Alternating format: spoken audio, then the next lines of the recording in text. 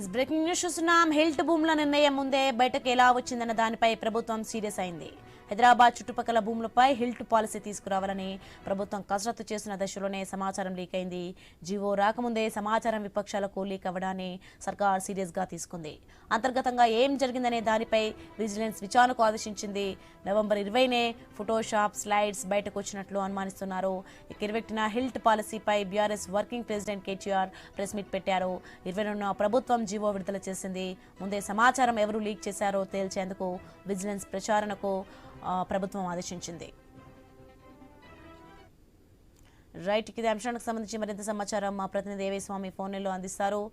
స్వామి, మొత్తానికి హైదరాబాద్ చుట్టుపక్కల భూములపై హిల్ట్ పాలసీ తీసుకురావాలని అయితే సందేశం నడుస్తుంది. అలాగే దీనికి సంబంధించి ప్రభుత్వం కసరత్తు చేసిన దశలోనే ఈ సమాచారం లీక్ అయింది. ఏంటి దీనికి సంబంధించిన డీటెయిల్స్ ఏంటి?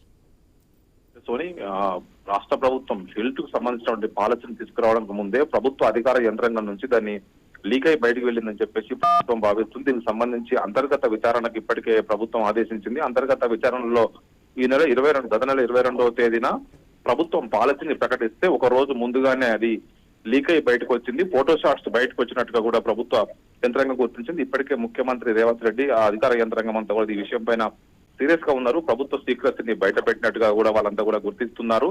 హిల్ట్ పాలసీ 22వ తేదీన ప్రకటిస్తే 21వ తేదీనే ఆ కేటీఆర్ ప్రెస్ మీట్ పెట్టి ఈ పాలసీకి సంబంధించినటువంటి లోటుపాట్లను ప్రభుత్వం 5 లక్షల కోట్ల కుంభకోణం చేయబోతుందని చెప్పేసి మాట్లాడడం పట్ల కూడా ప్రభుత్వం సీరియస్ గా ఉంది. ప్రభుత్వం కేవలం 4-5 వేల కోట్ల ఆదాయం మాత్రమే ప్రభుత్వానికి వస్తుంది. గతంలో పారిశ్రామికవేత్తలకు కేటాయించిన భూముల్ని మాత్రమే వారికి మళ్ళీ ఎస్ఆర్ఓ కింద 30%, 50% ఫీజు తీసుకుని వాటికి రిజర్వ్ చేస్తున్నామని చెప్పేసి ప్రభుత్వం ప్రకటించింది. మంత్రి శ్రీధర్ బాబు ఇండస్ట్రీస్ శాఖ నుంచి కూడా ఈ ఇన్ఫర్మేషన్ బయటకు లీక్ అయినట్టుగా కూడా అధికార యంత్రాంగం గుర్తించింది.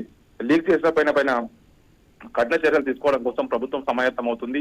దానికి సంబంధించిన ఫోటోషాప్స్ ఎవరు బయటకు పంపారు, దానికి సంబంధించిన విషయంలో అంతర్గత విచారణ కొనసాగుతుంది. ఆ విచారణ తేలిన తర్వాత ఆయా వ్యక్తులపైన శాఖాపరమైన చర్యలు తీసుకుంటామని చెప్పేసి ప్రభుత్వ యంత్రాంగం అంటుంది. Soni, right, thanks for the information Swamy.